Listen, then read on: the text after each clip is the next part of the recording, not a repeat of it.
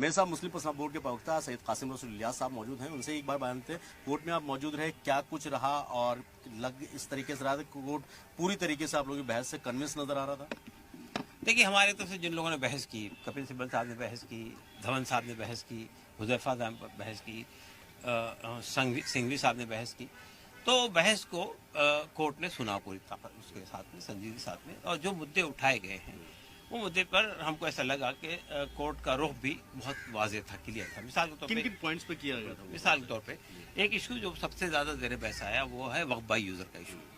Waqf by user पे जो rider लगाए गए हैं, मैं ये जानना चाहता हूँ कि बाज़ लोग वक्फ बाय यूज़र को समझते नहीं है। वक्फ बाय यूज़र वो प्रॉपर्टीज़ होती हैं जो मस्जिद के तौर पे इस्तेमाल हो रही है, कब्रिस्तान के तौर पे इस्तेमाल हो रही है, ईदगाह के तौर पे इस्तेमाल हो रही है, दरगाह के तौर पे इस्तेमाल हो रही है, लेकिन वो आज से कई सौ साल पहले वक्फ के लिए वक्फ की गई थी, कोई कागजात मौजूद नहीं है, वो कहीं रजिस्टर्ड नहीं है, तो वो ट्रीट कर लिया गया, उसको मान लिया गया कि वो वक्फ बाय यूज़र की कैटेगरी में आती है, इस्तेमाल की वजह से वो वक्फ है।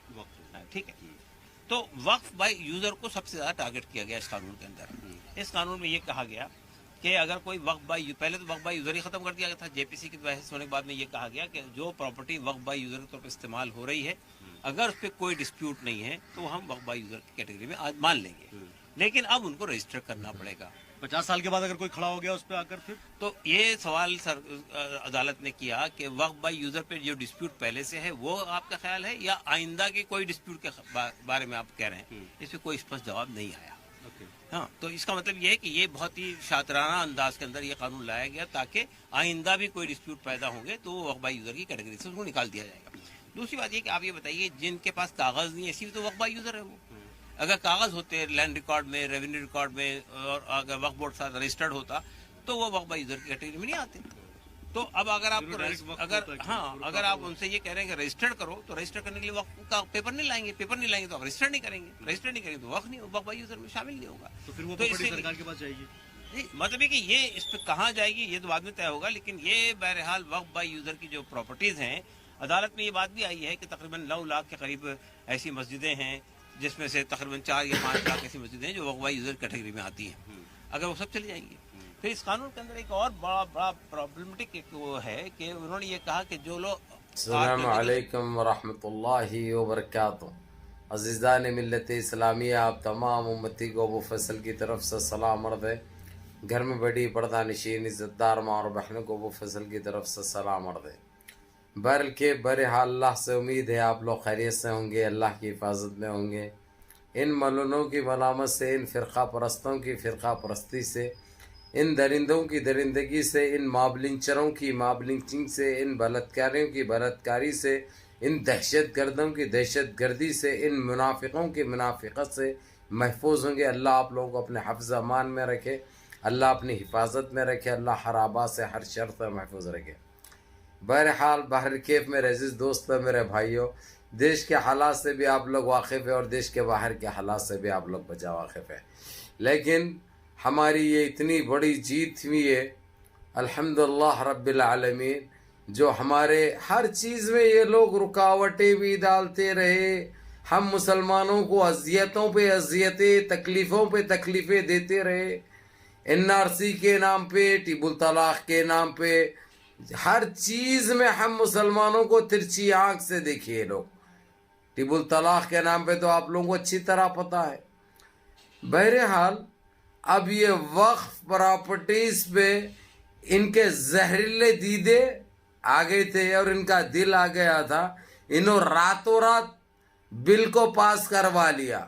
2 भड़वों ने, 2 दल्लों ने उनका सपोर्ट भी किया था, जो एक तो मिट चुका है बिहार से पूरी तरीके से, एक तो खत्म हो चुका है, अब उसकी ना पहचान है ना उसका वजूद है। हम मुसलमानों को धोखा देने वालों के साथ यही होता है। हम मुसलमानों को मिटाने की जब कोई भी कोशिश करेंगे तो ऐसे ही मिट जाएंगे, नामो निशान भी नहीं रहेगा। ये एक हकीकत है, ये एक सच्चाई है। बहरहाल मेरे अजीज दोस्तों, मेरे भाइयों, दूसरे का भी वही हाल होने वाला है। जिस तरीके से जो हाथ जोड़ रहा है इन्हें, माफिया मंग रहा है इन्हें, अलग हो जाता बोल के बोल रहा है इन्हें, अलग होते वो खुद गिर जाती, सरकारी नहीं रहती अब।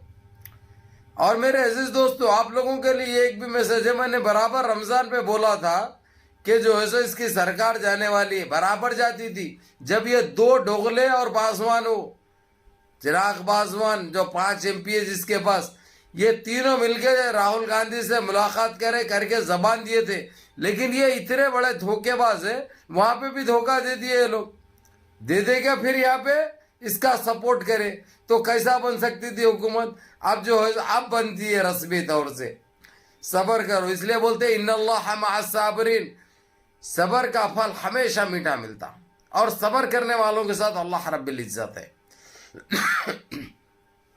अब इन्हों हमारे मसाजिद हत्याने की कोशिश करे, हमारे खबरस्तानों पे कब्जा करने की कोशिश करे, हमारे ईदगाहों पे कब्जा करने की कोशिश करे, और नजीज और नाजायज हरकत करे, जो कि सुप्रीम कोर्ट भी ये चीज मान चुका है।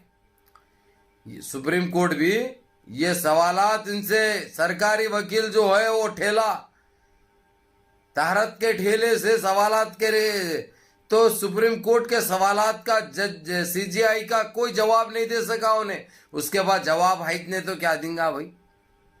जवाब हाइज नहीं तो क्या देंगे?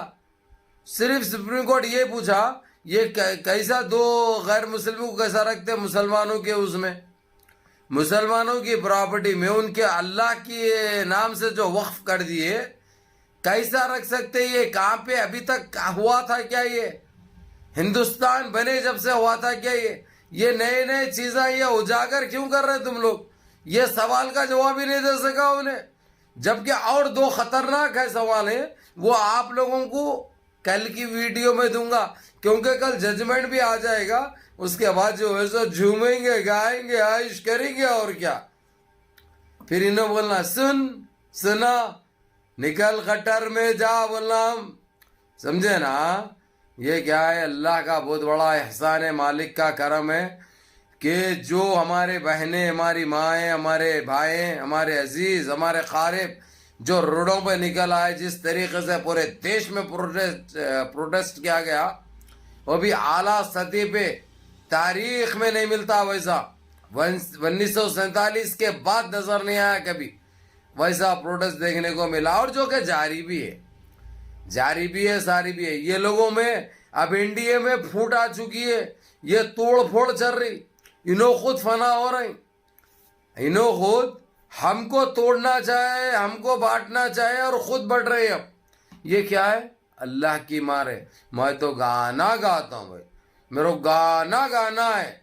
अब कौन सा तुम लोग जो है सो बोलो, मेरे को कौन सा है मेरा पसंदीदा, तुम लोग कमेंटों में लिखना। देख 2-3 मिसरे सही भाई। खुशी है, खुशी तो बांटना आप लोगों के साथ ही है। जब गम बांटता हूं तो खुशी भी बांटना जो है फर्ज बन जाता है मेरा। कौन सा गाना मेरा पसंदीदा जो गाता हूं हमेशा?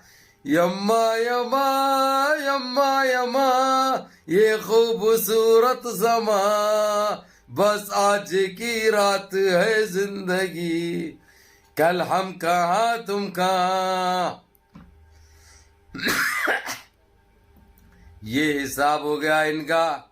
अब इनका पता भी चलने वाला नहीं है, अब इनका पता भी नहीं, ढूंढते रहना पड़ता है इनको। मालूम है जिस तरीके से जो चाले चले थे ना इन्हों, अब इनको गले क्या कांटा बन गया हो, ना निकाल सकते ना निकाल सकते। निकाले तो तल्ख समझ जबान कट जाती, और अगर से निकले अगर से तो आंधड़ा कट जाते, समझे। इसलिए बोलते मत, छेड़ो मत, छेड़ो मत।